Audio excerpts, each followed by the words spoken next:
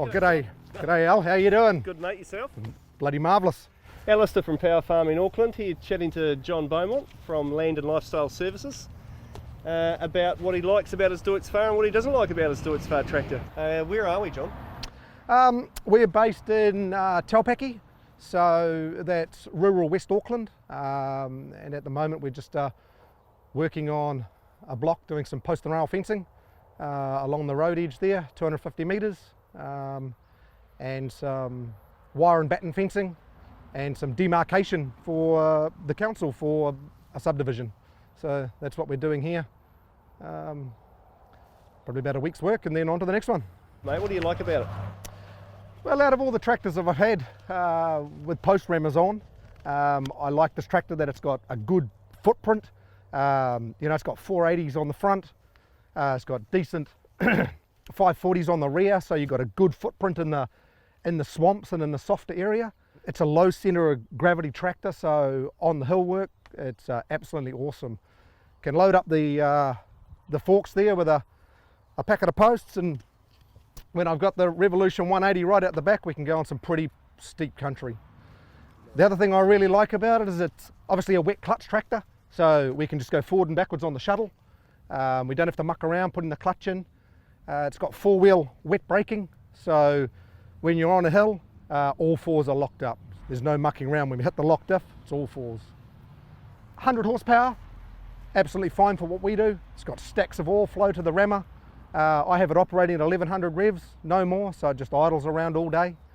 I've got to take it for a blat up the road now and then to knock the cobwebs out of it because it just idles at 1100.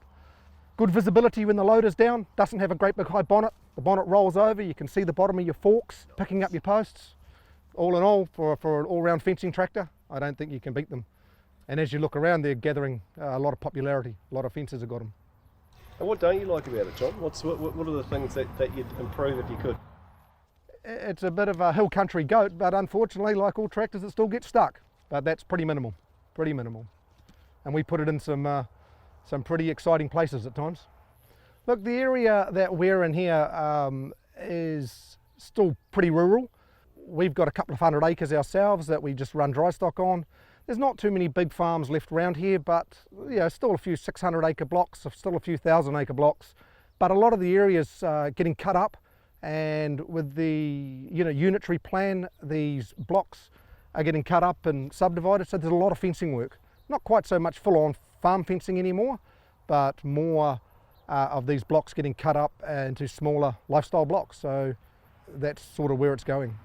I don't know how they get on further afield. I know there's a lot of waterway fencing that a lot of the farmers with the big stations they're stressing over because it's a lot of money. So unfortunately, I don't see that side of it, but what we do, it's we do a lot of fencing around here. When you do, there's a knack to post and rail, and for post and rail to look good, it's got to flow nicely. So that means it just flows with the contour of the land, and there's a fair bit involved to get it to look like that. Once it's all said and done and you look at it, it looks easy, but when you're the guy doing the job, there's a bit more involved than just starting a tractor and banging a post. Yeah, well, quite often we do 300 or 400 metre runs and they look really sharp when they go down a hill and they go round a corner of a drive and up over a brow. So the whole post and rail just flows the contour of the land either side of the drive. It looks really sharp.